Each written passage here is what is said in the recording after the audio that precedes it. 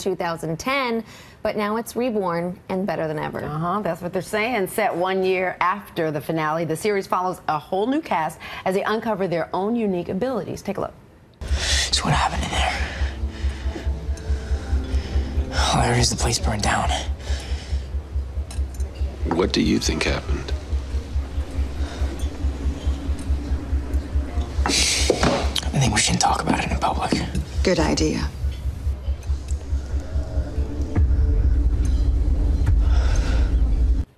Ooh, and so many people are so excited about this. And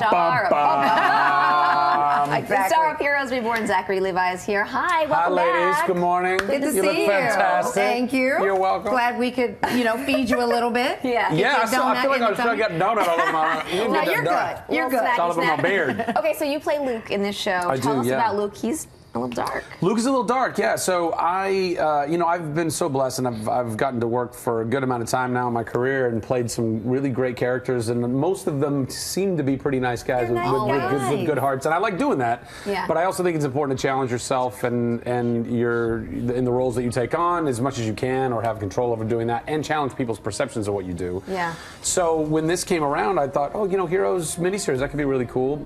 Talked to Tim Kring, and the creator, and I said, I really want to play something that's different than Chuck, and he offered me this role of Luke Collins. It's very complex, very twisted, very, very dark in its own right. And as you watch the show, you'll learn who he is. And he and his wife, they lose their son at this peace summit with people with abilities and without. And people with abilities are blamed for what happened in this kind of terrorist attack.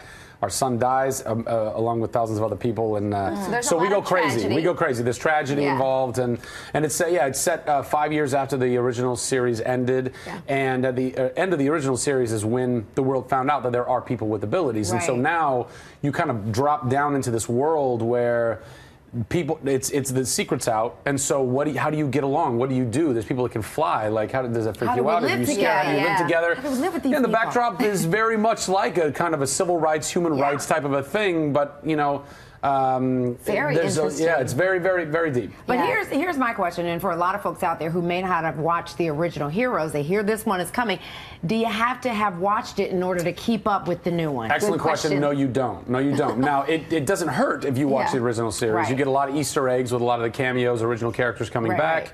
But they're structuring it in a way where you can onboard and not feel lost by what is happening in the new series. Okay, well, that is good news. That is good news. I don't feel like folks probably don't have to do homework. That's right. Yeah, nobody wants to do homework. You didn't want to do it when you were a kid, and you certainly don't want to do it. But you're going to have some homework pretty soon, because last year you made your Broadway debut in First Date. Yeah. You were going back to Broadway, which we're very excited about. Back to Broadway for the Roundabout Theater Company. She Loves Me with Laura Benanti. We love her. We love Laura. Who doesn't love Laura? And Jane Krakowski. Jane Krakowski's in the show as well. I love Jane Krakowski. Such an amazing cast. And Scott Ellis is directing, and he directed the last revival of it for the Roundabout in the mid-90s or something like that. Great cast. Yeah, and plenty of other super talented people who I'm blanking on names right now. I just happen to know Laura and Jane. Just everybody. And I just am so happy and excited to be working with you all. Yeah, it's going to be good.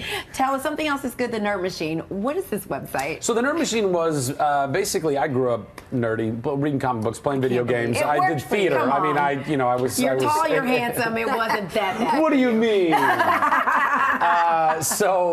But then I started doing Chuck, and Chuck was very nerdy, and we were going down to Comic-Con and doing panels and stuff, and I was like, wow, this is this incredible demographic of people that I felt were underserved. There was no brand for them, and I really wanted to make a unifying nerd brand, and so I started the Nerd Machine, which is apparel and editorial and op-eds and and some content that we make, and we're producing the show called Geeks Who Drink that I'm a host of. It's on Sci-Fi. It's like a pub trivia show. I think I talked about it last time I was here, actually.